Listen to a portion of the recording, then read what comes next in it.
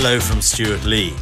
Today in Famous Faces Presents, we catch up with Peter Hain, better known or officially known as the Right Honourable Lord Hain of Neath in the House of Lords.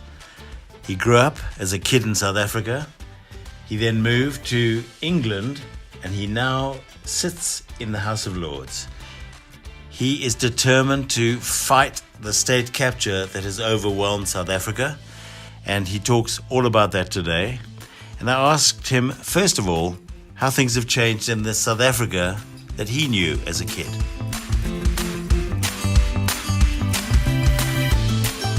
Dramatically different. This was at the heart of apartheid in the early 1960s, when my parents were at the height of their anti-apartheid activism in Pretoria. And we were under constant surveillance. Our phone was tapped. There were special branch officers at the bottom of our garden gate or parked outside at the drive, followed us around wherever we went, including me going to school, which was a total waste of their time, followed my bicycle all the way.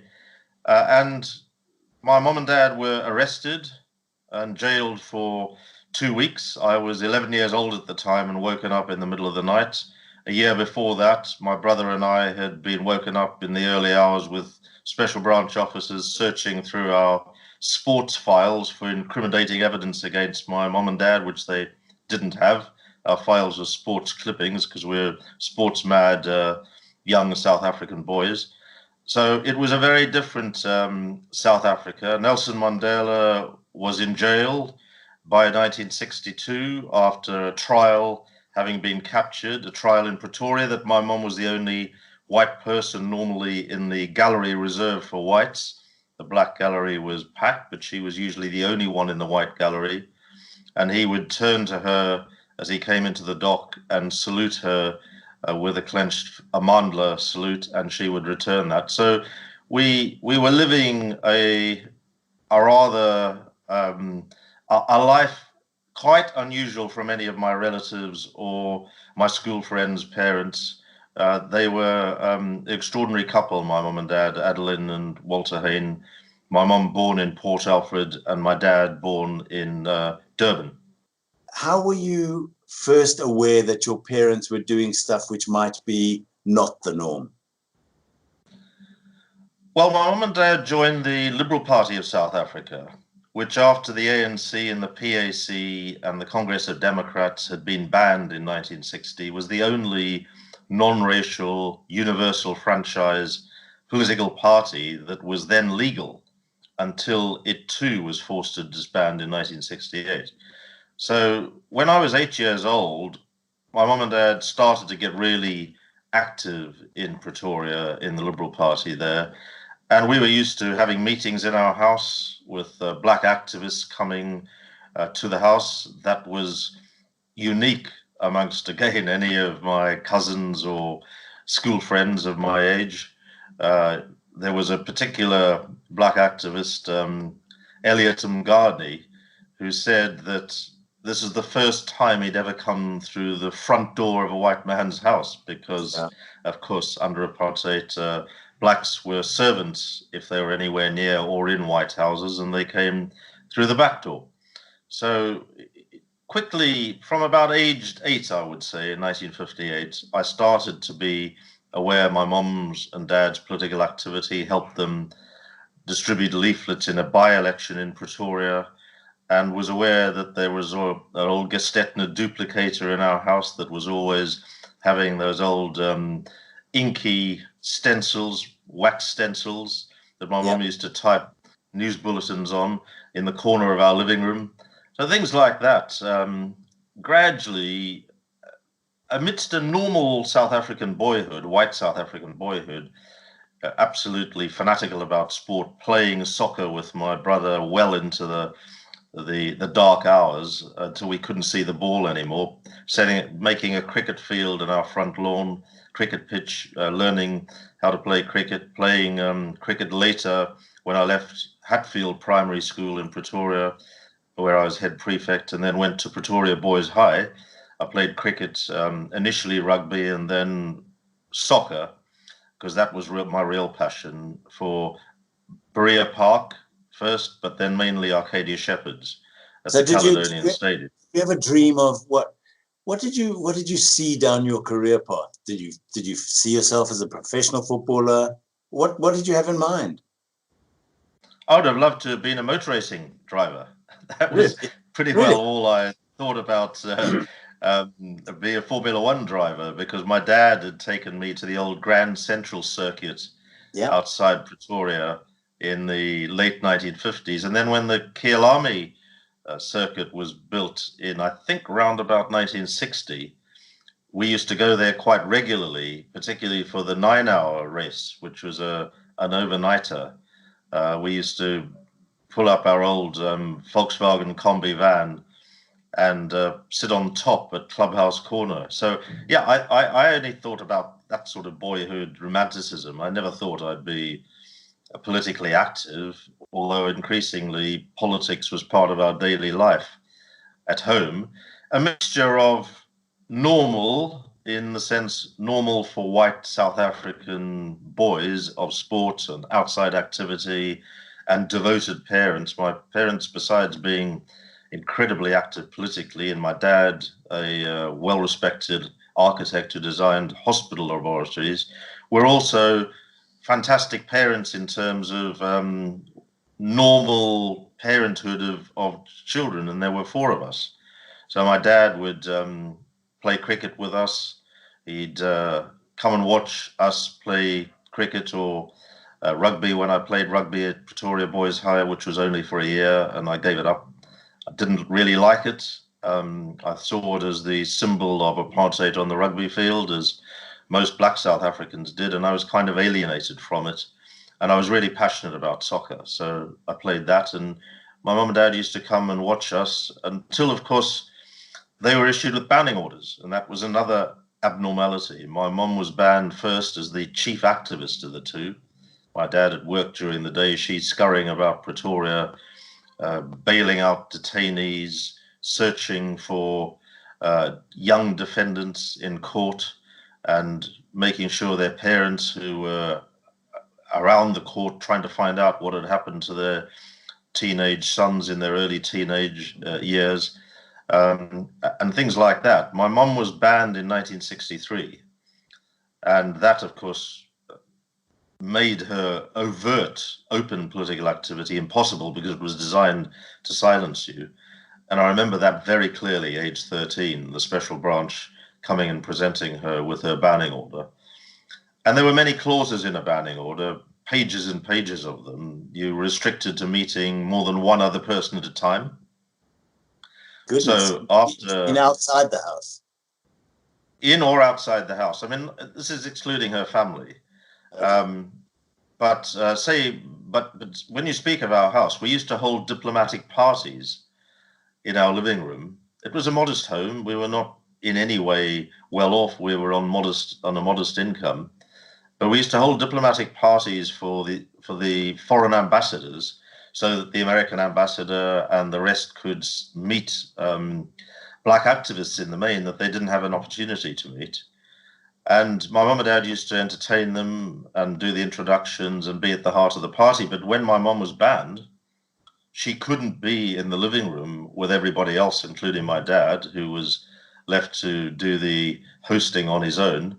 She sat in the kitchen, and I used to take the ambassadors through one by one to meet her sitting at the kitchen table. If she met them one by one in the kitchen on her own, she was not breaking the terms of her banning order. Oh, goodness. If she stepped next door into the living room, she could have been arrested, because there was special branch around the house for contravening her order. So it was that kind of Orwellian experience that we had all the time. And of course, another clause in a banning order, amongst the many, was that you could not communicate with another banned person. So when they banned my dad a year after my mum, this presented the government, and John Foster, later, of course, Prime Minister, who was Minister of So-called Justice, with a dilemma they hadn't faced, which is a married couple being banned. And so they gave them special permission, a new clause retrospectively inserted as an addendum to my mum's banning order, and a clause for the first time in my dad's banning order that gave them exceptional permission to talk to one other banned person in the universe, namely each other. So when I say Orwellian, there was that kind of side to it all. When we left the house, say my mom was driving us around on normal social or shopping activities, us four kids in the back of a little VW Beetle or the combi van, the police would be following us the whole time. And once she had to alert a fellow activist that she'd heard through the grapevine he was due to be arrested. And she left our home to go to his house to alert him. And she pulled up at a set of robots indicating to go right in the right-hand lane, and then jumped the lights and screamed off to the left. And lost the special branch who were in the right-hand lane and got to the house just in time to alert him. He left and caught a plane out of Johannesburg Airport, and the special branch arrived later that night.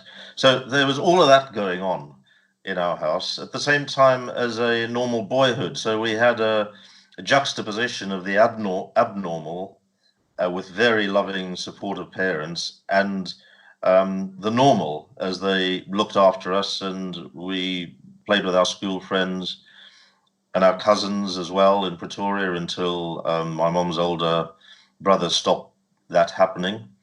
There was a side with our relatives which was very difficult and was very hurtful for both my parents, particularly my mom, who worshipped her elder brothers, in that they were in business, in construction, and they felt that her activities, because she was notorious by this time in the early 60s in Pretoria, always in the Pretoria news, always taking food to Sharpeville in 1960 after the massacre, then visiting townships like Attridgeville and Mamelodi and Lady Selborne before it was razed to the ground to make way for a white suburb. All those townships around Pretoria, she was a regular visitor to them. And so she was increasingly notorious. And so her relatives, with the exception of her younger sister, my Aunt Jo, who's still alive, she was active in the Liberal Party in Grahamstown, working with Rhodes University students. But the rest were not politically active at all and distanced themselves from my mum and dad, to the extent that, as I say, my younger sisters were no longer allowed to play with their similar age cousins because they felt that their business and lives might be contaminated by mum and dad's activity. Understandably, from their point of view, you could argue, sure, because anti-apartheid activists were very unpopular with most of the white community, well, virtually all the white community, and certainly with the authorities. Now, there must have been a moment when it all changed, because your parents had to make the call to leave the country. That was something to do with, I think, it became impossible for your dad to make a living? Yes. As a result of this increasing repression, both of them banned, and of course a banning order also meant you couldn't leave, in their case, the Pretoria Municipal District. It confined you to whatever municipal district you were living in, amongst many of the other restrictions. And increasingly, the authorities, the government made it clear to architectural firms in Pretoria that they could not employ him. So the firm and of course the Pretoria municipality would never have employed him, nor would the health department or any kind of public agency. So he then went to work on his own, and because he was highly regarded, he got a lot of work, set up a little office literally on his own in Pretoria.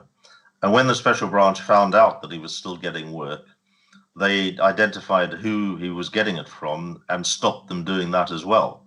Right. So there was no way we could continue to survive in South Africa. The family didn't have an income. My dad couldn't, get paid or do paid work, and very much against their will and very much against us four kids' desires, we had to uproot ourselves and go into exile in March 1966.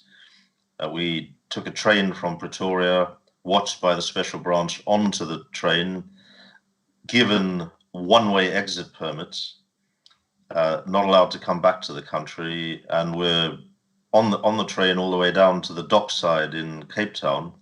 We were again watched off the train onto the ocean liner, which was the cheapest way to travel to Britain, where my dad had got a job in London. Yeah. And we set sail on a Union Castle ocean liner for London. And I remember one of the most distinctive memories about that exit from South Africa, a country, beloved country we never wanted to leave. And my mum and dad felt they were betraying their comrades and the struggle, but they didn't have any option, like a lot of other people went into exile. And we steamed out of Cape Town. It's now the waterfront area where those docks were, of course. And we passed Robben Island. And I remember looking out as the Cape rollers were starting to really heave the boat, looking out at Robben Island as we went past and thinking about Nelson Mandela there in his cold prison cell and wondering, how he was doing, because at this stage he was nearly 4 years, 3.5 years into his long prison sentence. So now you arrive in England at what age? 16. We steamed into Southampton on a grey, rainy morning, having left sunny South Africa, and we thought it didn't improve our sense of optimism or grief about leaving our own country, I can tell you. And then you presumably finished school, studied? Yeah, I went to school in London. Didn't enjoy it because I loved Pretoria Boys High School and didn't really enjoy it, but I did well at exams and then went to university, beginning as an engineering student, because that was the way my kind of strongest subjects had gone at school. Mechanical engineering student at Imperial College, which was one of the top universities for engineering in the UK, and did a student engineering apprenticeship with a company for the year before in 1968-69. But then by then I was getting more and more involved in politics through the British Young Liberals, who were very radical socialists and very into direct action. And it was a pretty exciting time to start getting politically conscious in my own right, as opposed to, supporting my mum and dad, which I'd, of course, been proud to do. They joined the anti-apartheid movement. I did too. And one thing led to another, and I got more involved in the sports struggle, the anti-apartheid sports struggle, particularly working with Dennis Brutus, who, of course, the coloured South African poet and former Robben Island prisoner, who became chair of SANROC, the South African Non-Racial Olympic Committee, again forced into exile, as was Chris de Brolio, SANROC's secretary. Those two were similarly aged to my mum and dad, but they took me under their wing, must have spotted a sort of hyper young activist with some potential. I don't know. I was just an ordinary activist growing up in the political world. And one of the things I remember about that time in 68 particularly was, of course, the Basil d'Oliveira. One of the things I remember about that time in the late 1960s was, of course, the Basil d'Oliveira affair. As you'll know, Basil d'Oliveira was a top-class cricketer, coloured Cape Townian, who could not play. He was brilliant, but he couldn't play for his country in South Africa because he was the wrong colour. He couldn't play for Western Province, then the name of the provincial side, I think it's maybe Cape Cobras now. He couldn't play for Western Province. He couldn't play for the top clubs, cricket clubs in Cape Town. So he had to go to England in kind of cricket exile, if you like, to play initially in the Lancashire League and then for Worcestershire county cricket. And he became so well respected as a top-class cricketer that he became a regular in the England cricket side. Now, this is relevant to what then happened to me and what happened in the sports struggle, because he was a regular from around 1966, when my brother and my mom and I used to go and watch England play the West Indies, which was an amazing cricket series in 1966, the summer. We'd hardly arrived when it had started, and we were very excited to go and do that. And Basil D'Oliveira was in the side, so we saw him at Lord's and Trent Bridge in Nottingham and the Oval, all those, legendary cricket grounds in England. And then came the projected tour by England to South Africa, starting in late 1968. And the team was selected round about July, I think, 1968, July, August. And unaccountably, because he was one of the most, one of the most successful members of the England cricket team in terms of his batting average, in terms of he was a kind of change bowler, medium pace swing bowler. And he was unaccountably left out of the England side for South Africa. Well, that caused an uproar. Having been a regular for a couple of years, everybody expected him to be in the side. He was left out. It emerged later because of a deal done by the English selectors led by Doug Insall for England and the South African cricket authorities, who basically said, we can't have him in the side. So they left him out. But there was such a media and public uproar, and it was quite crucial for the middle ground of opinion, who were cricket supporters or just middle England in political terms, who didn't really understand the apartheid sports struggle.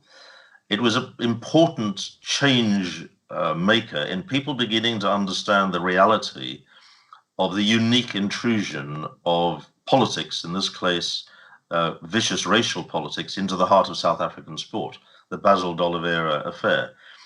After this fuss had raged for a few months, Tom Cartwright, the England medium-fast bowler, withdrew from the side, having been selected, said he had an injury, though there's another story to that, as I later found out. And D'Oliveira was selected. And within days, Prime Minister by then, John Foster, had fulminated at a speech, I think, at a National Party rally, that this was the team of the anti-apartheid movement, which was clearly absurd and a complete fabrication, and cancelled the tour. Because of the so you have that background, one non-white cricketer. Because of one non-white South African cricketer. Because, of course, Basil D'Oliveira coming back to his own country, playing at Newlands in Cape Town, which he could only ever visit as a spectator, never play at, and playing for England in his own country, would have just showcased the absurdity of apartheid and also the repressive nature of apartheid in sport. So that's why the nationalist government under Foster banned it. But of course, that created absolute uproar. If the outcry over D'Oliveira's exclusion a few months before, initially from the team selection, had created, and if that had been kind of quite public and serious, it was as nothing compared with what followed. I mean, the opinion in Britain was incredulous. It didn't surprise me. Didn't surprise Dennis Brutus or my mum and dad or Christa Brolier or any of the leaders of the British anti-apartheid movement like Abdul Minty. We thought that this would probably happen. And then to cap all of that, so we're talking about September 1968 when Foster stopped the tour, due to start a few months later. Then a few months after that, in January 1969, as if nothing had happened, as if absolutely nothing had occurred at all around Basil D'Oliveira, the English cricket authorities invited South Africa to tour England in 1970. They thought that was a way out. And I was absolutely outraged, as was the whole of the British anti-apartheid movement, but particularly I was. I mean, I was quite unusual for an anti-apartheid activist in being sports mad. most people involved in radical youth politics at that time, or in the senior reaches of the anti-apartheid movement, were political activists. They were not so much sports fanatics like me.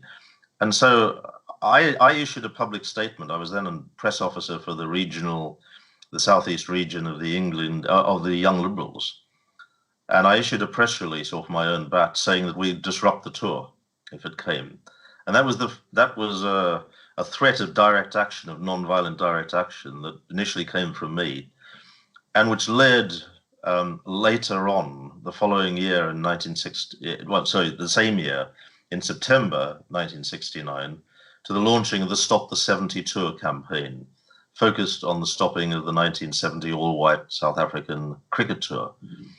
And it was my brainchild, and I didn't expect to be the leader of it. I thought I'd be one of the kind of rank-and-file activists.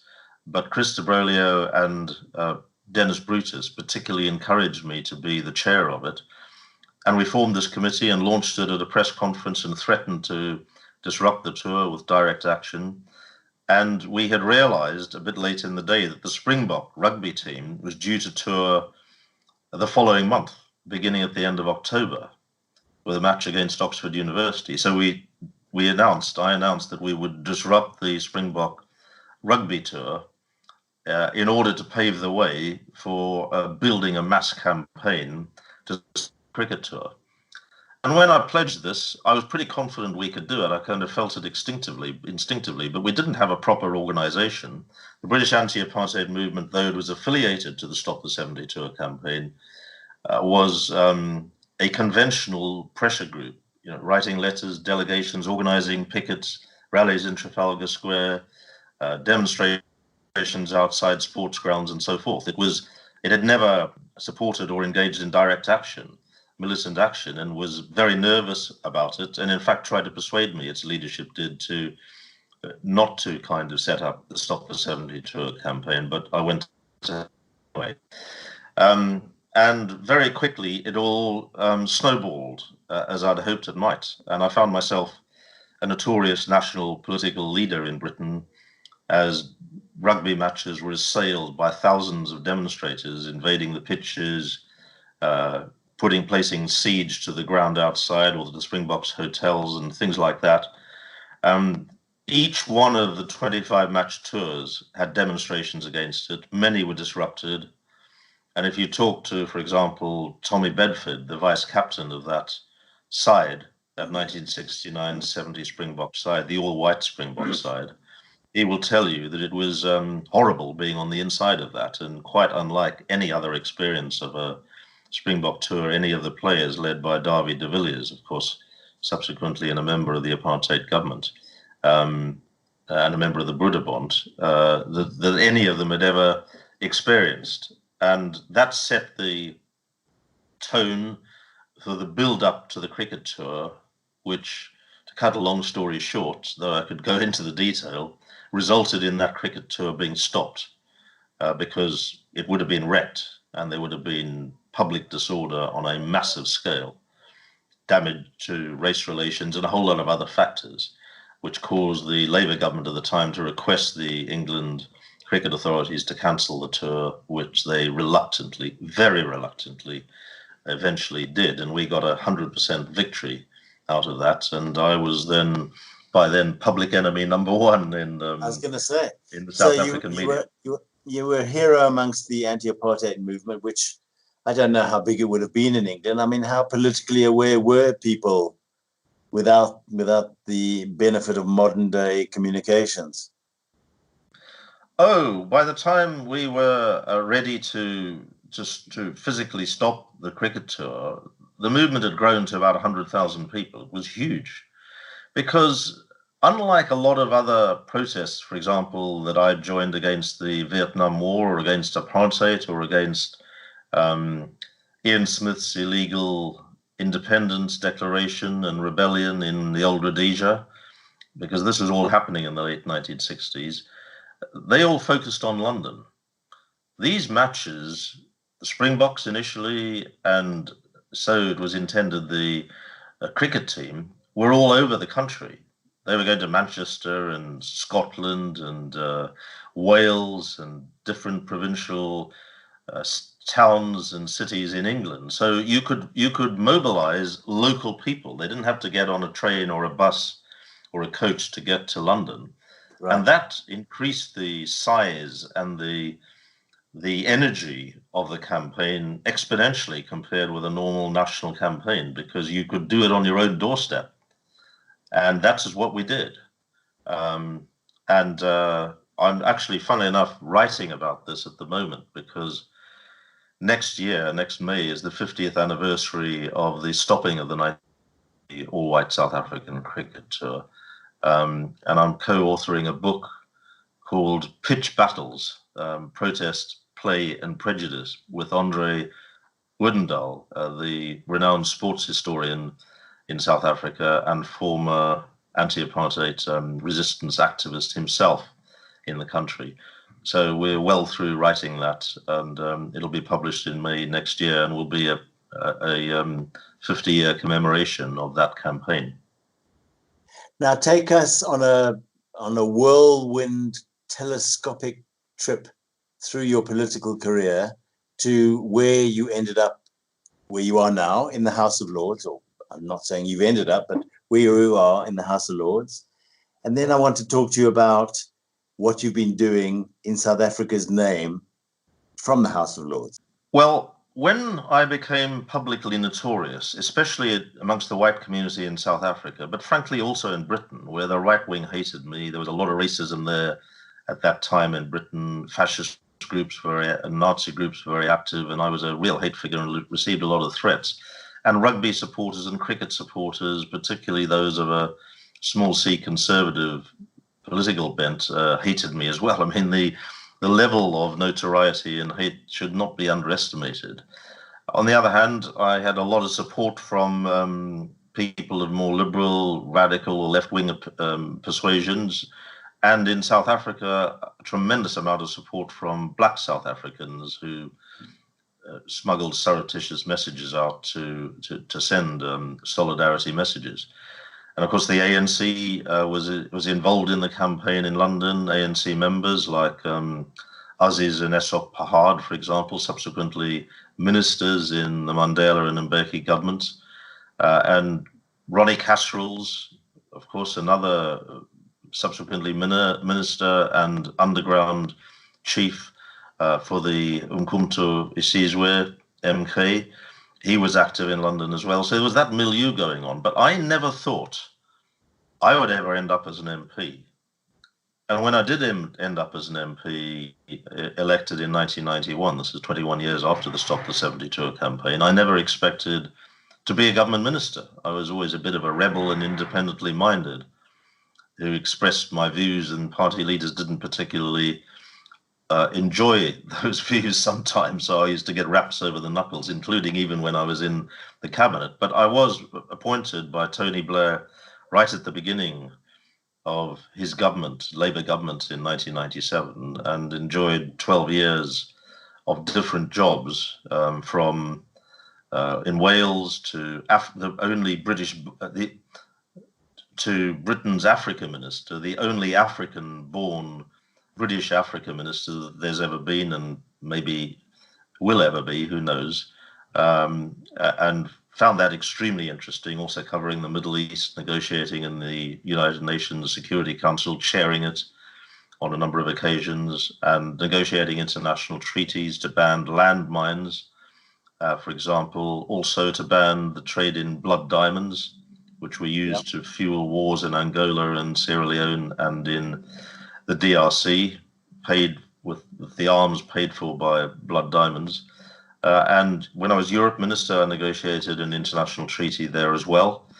So I got a lot of experience, but the most fulfilling part of that immense privilege of being a government minister was to be Secretary of State for Northern Ireland, to be able to, under Tony Blair, negotiate the settlement that brought bitter old enemies who'd never even talked together, just hurled embittered insults at each other from both sides of the divide, either side of the divide between Catholic and Protestant, between nationalist and unionist populations, brought them together to share by Ian Paisley, the old fiery sectarian unionist leader, and Martin McGuinness, the IRA former commander and Sinn Féin leader.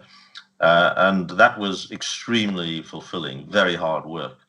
So then when we lost power in 2010, I left office as a government minister, of course, and became a backbench Labour MP. And then out of the blue, my party leader, Ed Miliband, with whom I was very friendly, a close confidant in some ways, suddenly said in 2014, would you go to the House of Lords for me? I'd been already chosen and wanted to stand for another parliamentary term as an MP in what was expected to be the 2015 election, and was indeed held then.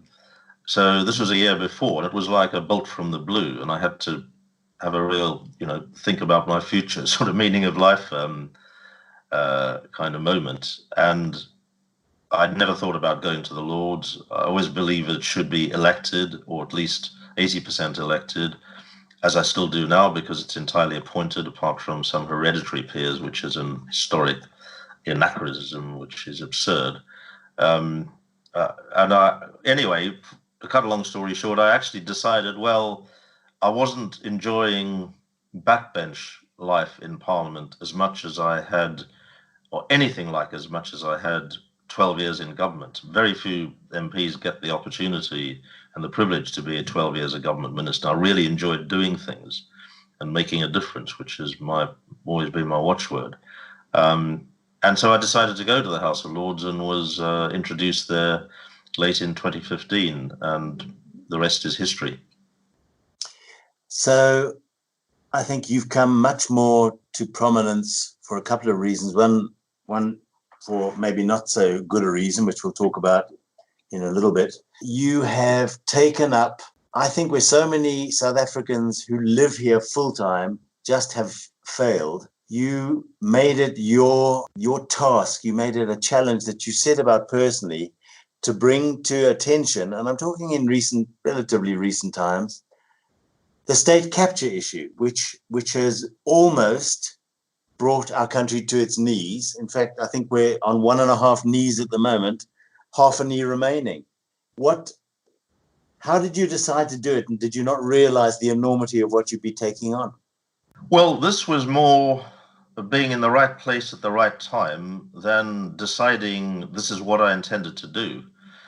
I was enjoying teaching at Wits Business School, where I taught about leadership and negotiating skills, dispute resolution, particularly drawing on my government experience, especially in Northern Ireland, but also internationally, and on communications and globalization and so on. And really enjoying that, trying to, impart some of the experiences and lessons that I'd learnt in my 50 years of political life. When I was introduced to senior ANC figures in July 2017, whilst I was in Johannesburg teaching, and talked to them about the gloomy state of South Africa under the Zuma presidency and the way it was just going down the pan, frankly, economically, governmentally, and in terms of an increasingly dysfunctional public administration. And I was being briefed by Pravin Gordhan and others. By the way, Pravin Gordhan, I think, is the hero of this part of South Africa's history. An incredible person and politician with such integrity and courage, who's withstood enormous threats, intimidation, and assaults on his family and himself. I mean, I just think he's a legend. And others, and we were kicking around. I echo every single word you said, having been privileged to work with him for over a year very closely. I echo and ditto to that. Well, I think every South African should. I mean, I know not everybody does because you read Twitter and so on, but I think the attacks on him are pathetic and despicable, and come from jaundiced sort of extremists for the most part, or Zuma apologists and so forth, from the corrupt stable of the ANC in South African politics, and the EFF and so forth as well. But there was a small group of people who suggested actually that there was something that I could do. I just said, is there anything I could do, not expecting there to be, because this was a domestic problem. And they said, well, the international dimension to this has not really been exposed. And that led to me being introduced to some whistleblowers, both deep inside the South African state and in the commercial community, to provide me with the evidence, the ammunition, the bullets, and let me say this again, to provide me with the ammunition to enable me to fire the bullets in the House of Lords under parliamentary privilege, which is what I subsequently did on the state capture question, and involved and named all the international businesses that were complicit with the Zumas and the Guptas and the others engaged in that monumental looting and state capture. And so I hadn't expected suddenly to find myself an active figure on the South African political scene, as I had from in exile in Britain on the sports front in the late 60s and 1970s. But this just occurred and made a huge impact. I mean, I named Bell Pottinger in Parliament and asked for their license to operate as a public affairs agency to be withdrawn, and they went bankrupt the following week. Now, it wasn't only because of my intervention, but that was a material factor. I think there was a court action taken by the DA in London against them for their racist, vicious campaign of disinformation and fake news and lies, paid for by £100,000 by the Guptas, looted from South African taxpayers. And here was a global British public affairs company, which was engaging in that malicious and obscene, mainly social media campaign of disinformation. And what that illustrated is how a global firm like it, who, by the way, his mission was to manage the reputations of others, its clients, its business clients and politicians and so forth, forgetting about its own reputation, a deep irony there, and the damage to it by the sordid South African involvement. And it went bankrupt. And I think that shook up both the political class engaged in this corruption in the ANC in Britain, but also the international commercial and business community, because when it was a domestic South African issue, with the Daily Maverick and others exposing Amabungani and investigative journalists, brave, courageous investigative journalists who, by the way, have suffered similar intimidation, threats and harassment to what happened in the apartheid era, ironically, by the evil forces who are part of this corrupt elite.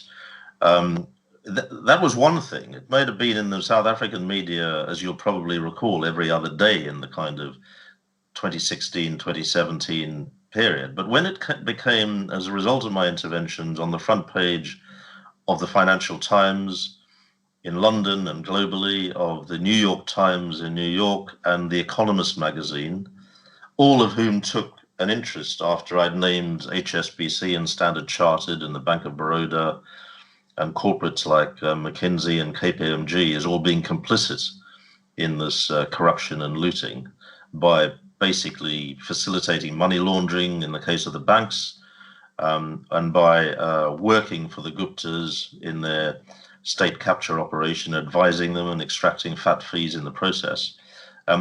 When it reached the international political and media stage, that's when these global corporates started to hurt. And I suppose that's why, a number of people have been kind enough to say that that intervention, those series of interventions that I made in the British Parliament had an impact. It's for others to judge, but I was pleased to be able to play a role again in the battle for the new South Africa. And in a way, I saw it as a bit of a continuum from the anti-apartheid struggle, because what was very painful for anti-apartheid activists like me and South African anti-apartheid activists, a lot of the ANC stalwarts, the Ahmed Kathrades, you remember how outspoken he was and how outspoken the criticism was at his funeral of the Zuma corruption and the Guptas and so forth, and what was happening to South Africa, because what it was doing, all of this corruption, right at the top of the ANC, was betraying the very values of the freedom struggle so nobly led by Nelson Mandela and his comrades. And that struggle was about values of integrity and morality and justice and equality and human rights, every one of which values were completely being betrayed and prostituted by former President Zuma and his business cronies as the country was just systematically looted. And so I think, in kind of thinking of being proud of my parents' role and sacrifices, which were small compared with what many others did in the anti-apartheid resistance, I thought, they didn't do it. We didn't do it. I didn't stop Springbok tours and so forth, along with many other activists in Britain, in order to see this happen to South Africa. And so for me, it was a bit of a continuum, and it became a bit of a passion, and it still is, really, because the country needs rescuing from this near-death experience of corruption and state capture. And one of the worst things about it is not just the looting, which obviously is criminal and obscene, but also the cronyism, which has put people into key positions all the way down the ladder of public administration and services in South Africa, rendering a lot of them completely dysfunctional. That is another betrayal of the Mandela vision that inspired not just South Africans in the mid-1990s, but the entire world. So South Africa has gone from hero in that era to zero, frankly, and is just regarded with bewildered contempt by a lot of international opinion, which is tragic. Now, I want to talk about the elephant in the room, which I alluded to earlier. There's no question that you've done remarkable stuff in England and for South Africa, and as a young activist, and then you carry that on into your political career. But there's this one speed bump, and I have to mention it, and I hope you'll take it from whence it comes, and that's your connection with the Motti Group. From the little that I know, and I'm just a guy sitting on the sidelines reading stuff that comes across my desk, it looked to me like he had a terrible reputation, the head of the Motti Group and his associates. And you got invited to become a consultant to help, from what I remember, grow South African businesses through Africa and African businesses into the world.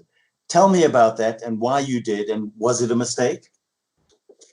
Well, I was introduced to the Motti Group. I'd never actually even heard of it by Paul O'Sullivan, the widely admired and respected anti-corruption campaigner who heads Forensics for Justice and has been a brave warrior in the battle against corruption. And I'd met him because of my anti-state capture work. And he introduced me to the Motti Group, and I thought I could help as an advisor, particularly in Zimbabwe after the change with Emerson Mnangagwa coming to office and Mugabe being deposed. And I had been a fierce critic of Mugabe, clashed with him the way he destroyed this once beautiful breadbasket of Southern Africa. And its economy and so on. And although Mnangagwa was his enforcer, and, people said to me, the leopard never changes its spots, many of us thought, well, this is an opportunity for a new beginning. Let's see if we can try and make it work. The Motti Group were the largest foreign investor in Zimbabwe with their interest in mining, particularly chrome mining in the main, and other business interests. And I thought, well, if I can help press the Zimbabwean government of that era through that influential business, then maybe I could do some good. But it very quickly became clear that Mnangagwa, having promised free and fair elections in July 2018, and having delivered them by and large for the first time in a very long time in Zimbabwe's troubled independence history, then immediately afterwards started reverting to exactly the Mugabe tactics, if not worse, gunning down peaceful protesters in Harare, which I publicly condemned. And it became obvious that I couldn't play the role that I'd hoped to be able to play as an advisor to the group, and so I stopped doing so on an amicable basis. Nearly a year ago in February of 2019. So that's it really. That's the story, and there was some criticism for it. I understand that, and sometimes you have to do difficult things in order to get an objective which you think is worthwhile. That's what I tried to do, but I decided I couldn't do that anymore, and so I ended it. Full stop. Okay, thank you! Exclamation mark. Peter, tell me about the time you spent at the Zondo State Capture Commission, in the middle of November, third week of November. Tell me about the Zondo State Capture Commission and where you spent a day giving testimony. Is it a terrible thing to prepare for? Were you anxious? Were you concerned for your safety? Because you named big names, big corporate names and individuals. Is it never a concern, a personal concern about your safety? Well, personal concern about my safety is always with me, because anybody, who's as publicly known as I am, whether in Britain or as I found myself again, having been publicly had a very high profile in the late 60s, early 70s, now to find myself again in that position is of course vulnerable.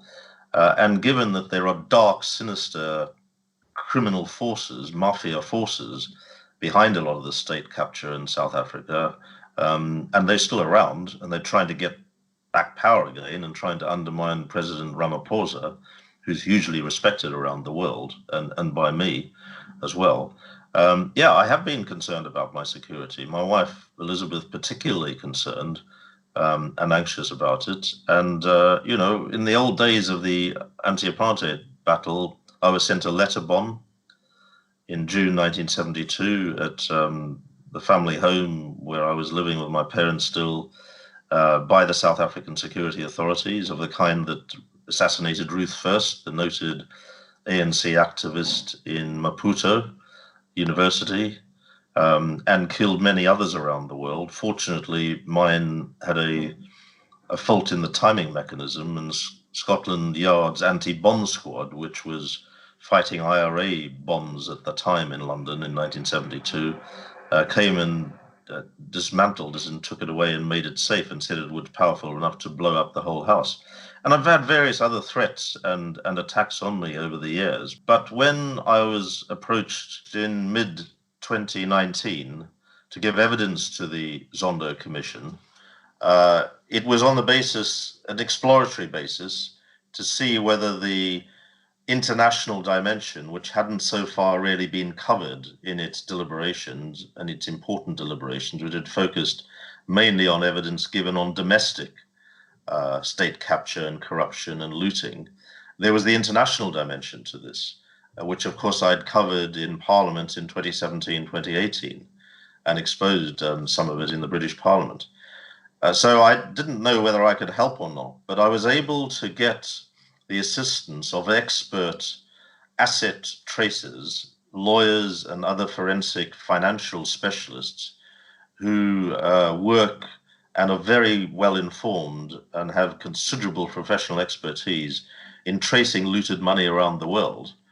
And they helped me draw up 10,000 words of written evidence. And because they know where all the weaknesses are in the international financial regulatory system, the way the banks move money around and become conduits, pipelines for trillions, I think it's 5 trillion American dollars looted and money laundered around the world each and every year, as I told the Zondo Commission. I mean, that is a prodigious amount of money.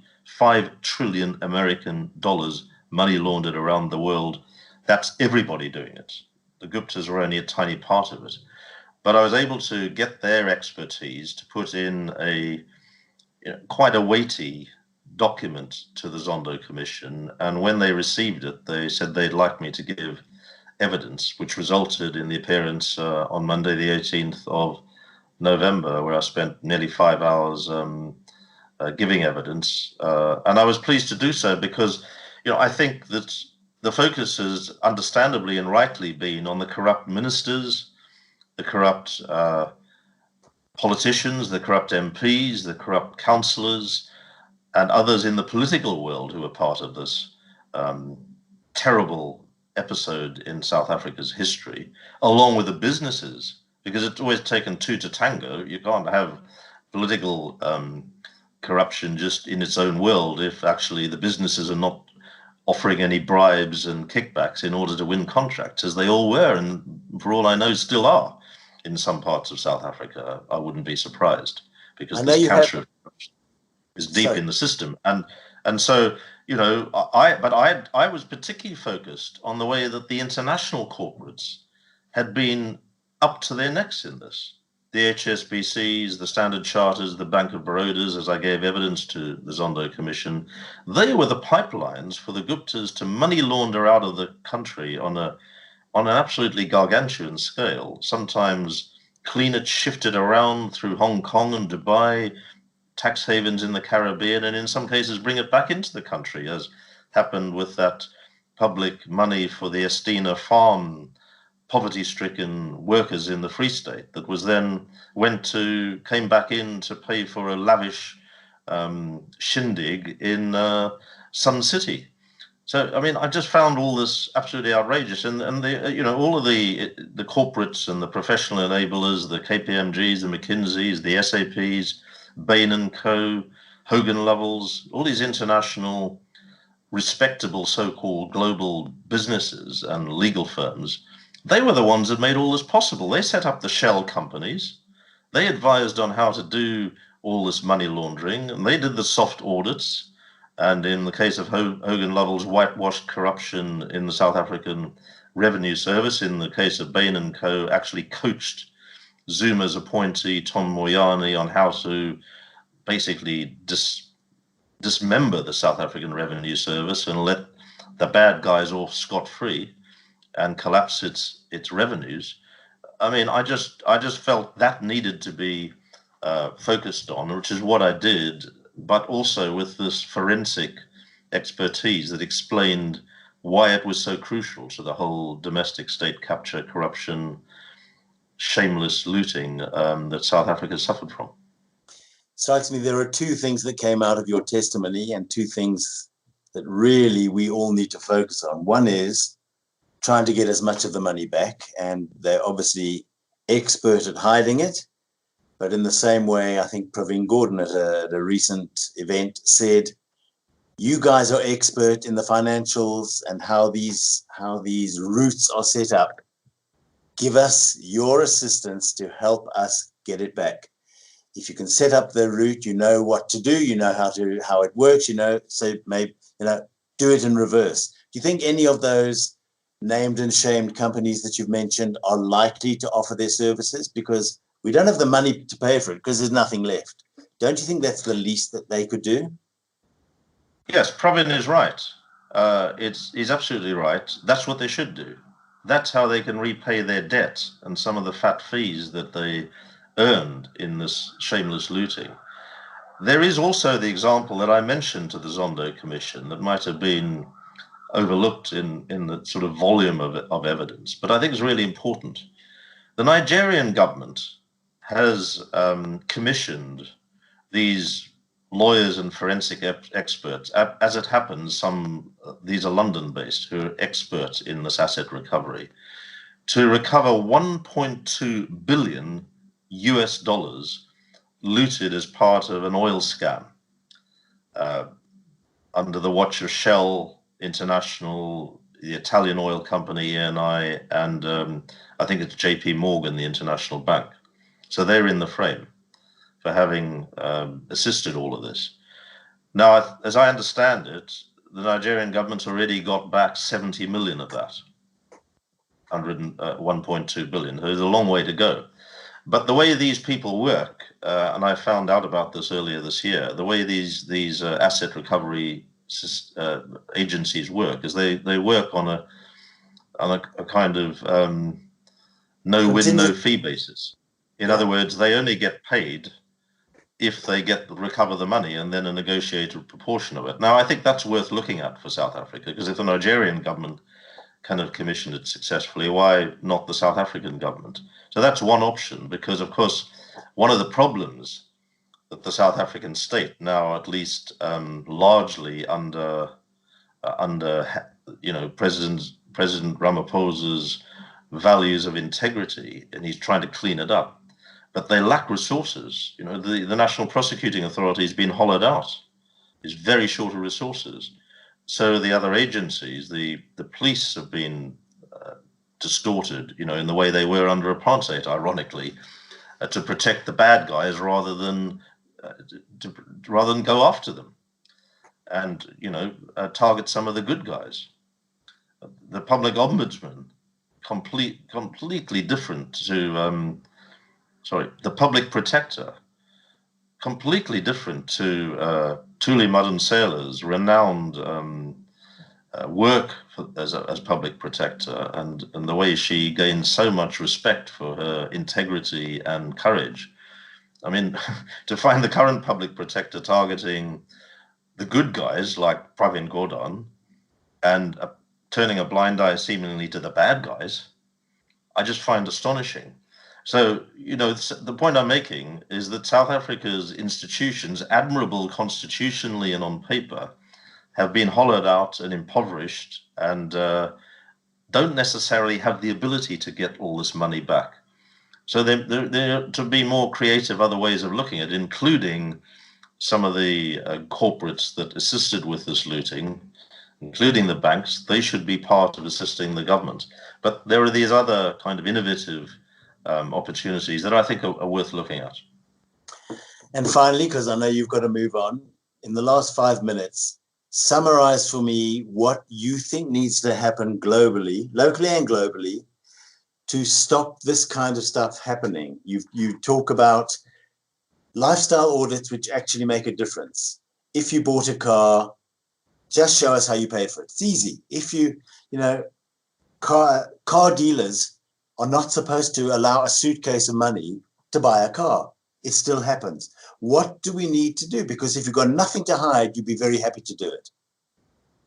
You're absolutely right. And what I find deeply ironic, and this is an observation I made to the Zondo Commission, is that certainly in Britain, and I should think in South Africa too, if you want to open a bank account, if you want to move money internationally, you're subject to all sorts of checks. And sometimes it's pretty hard work to just go about your daily life because of the form filling and the hurdles you have to jump to as an ordinary honest citizen.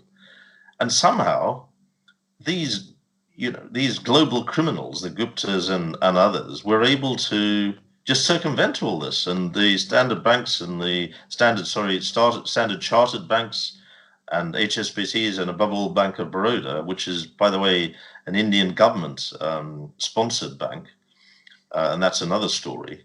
They were just able to get away with it.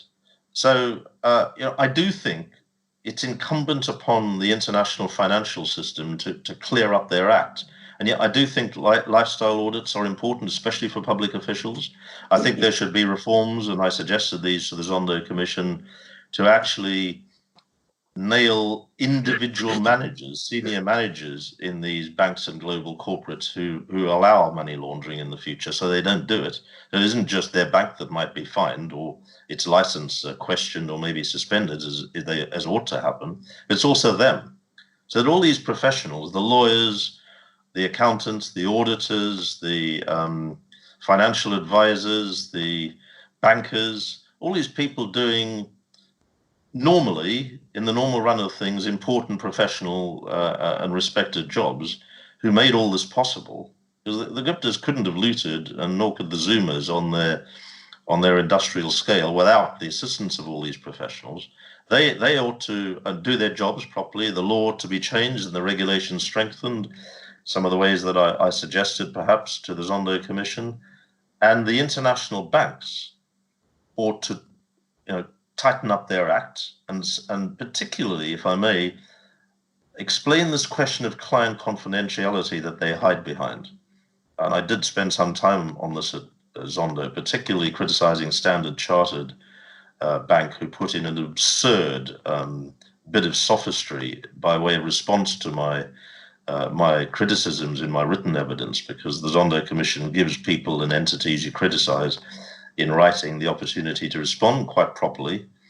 But they were just, they kept talking about client confidentiality.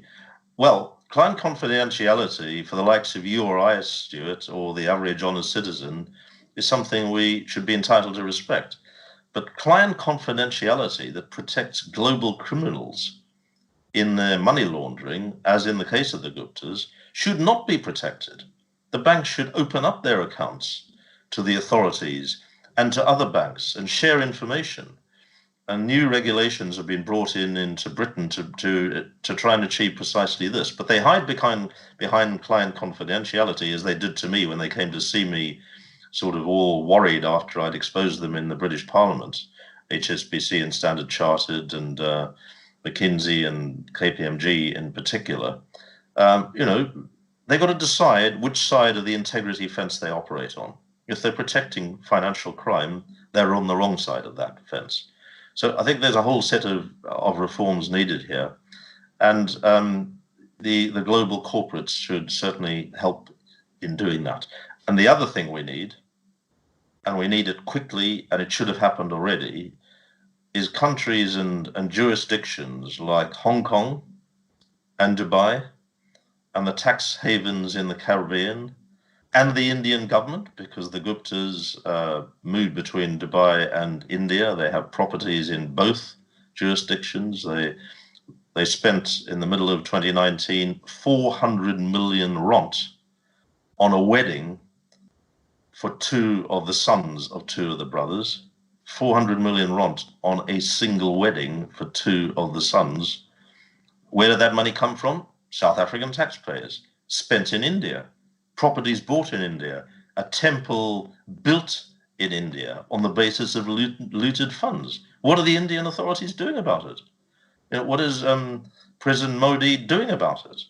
What is the ruler of Dubai, Sheikh Mohammed bin Rashid, what is he doing about Dubai as a center for money laundering, and particularly a center for the Guptas to live, to own property, to do business, to move their money through banks? What are they doing about it, all these people? What are the Chinese government doing about Hong Kong's financial center, which was used to money launder as well as Dubai? What is the Indian government doing about the Guptas, who live and were originally from India, have properties in India, built a temple in India with looted South African money? What is happening? It's just like they can go around scot-free, behaving as normal business citizens and so forth. I mean, the governments are culpable as well. It's not just South Africa's fault. Obviously, South Africa's ruling elite under President Zuma and the top of the ANC are the prime, and I say this as a long-standing friend and solidarity activist of the ANC going back decades, who worship Nelson Mandela. They were part of all of this, but it's not just them. It's these governments and authorities around the world as well. And when I tried to kind of get the British government to impose the same sanctions that the American government did earlier in 2019 on the Gupta brothers, which would really damage their ability to live normal business lives, as they have been doing ever since they left South Africa in or fled from South Africa in early 2018. If the British government would impose the same sanctions, and if the rest of Europe would do so, that would be a start. And the Indian government should follow suit. Stop these guys doing what they're doing. And if I sound indignant about it and angry about it, it's because I am, because this money should have been spent on hospitals, on creating jobs, on building houses, improving schools, care services in South Africa, not lining the pockets of wealthy, corrupt individuals. It's criminal. There would be those, of course, who asks who else has been captured. Well, they're entitled to ask that, and I suspect we don't know the full story yet. Yeah, and I want to see them brought to justice. I want to see them prosecuted. I hope that'll happen.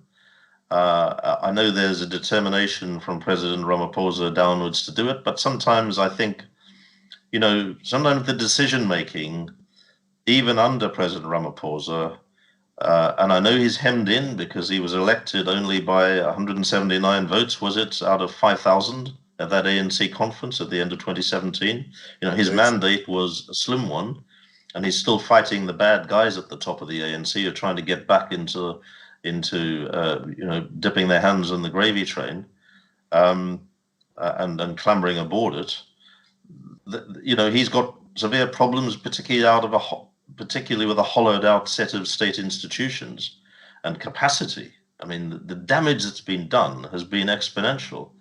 But I think there needs to be more decisive leadership at all levels, and some steps taken to really bring these criminals to boot, whether they're from the political world or the business world. Otherwise, South Africa is not going to be able to move forward and regain the international investor confidence that it had under President Mandela. It lost in the dog days of the apartheid years, the international commercial community, having worked with South Africa to its shame under apartheid, and then eventually lost confidence as the system of apartheid started to come apart at the seams economically and governmentally, and then enormous respect and confidence in the Mandela era started under the Mbeki era, and then was completely destroyed in the 10 Zuma years. So, there's a lot of work to do to catch up, but there's also tremendous skill and entrepreneurial ability and great ingenuity in this wonderful country amongst its people. So there's a lot of hope still, I think, but you've got to take tough decisions and get the law enforcement operating again. Lord Peter Hain, thank you so much for your time. I hope that the people who need to hear your message will hear it in some way. And good to talk to you, and thanks so much for sparing me this opportunity. Thank you for having me on, Stuart. Well, I reckon he's a lot braver than I am. If you're interested in the possibility of having Lord Hain at a dinner, a business breakfast, an exco meeting, send your details to info@famousfaces or call us on 011 784 3111.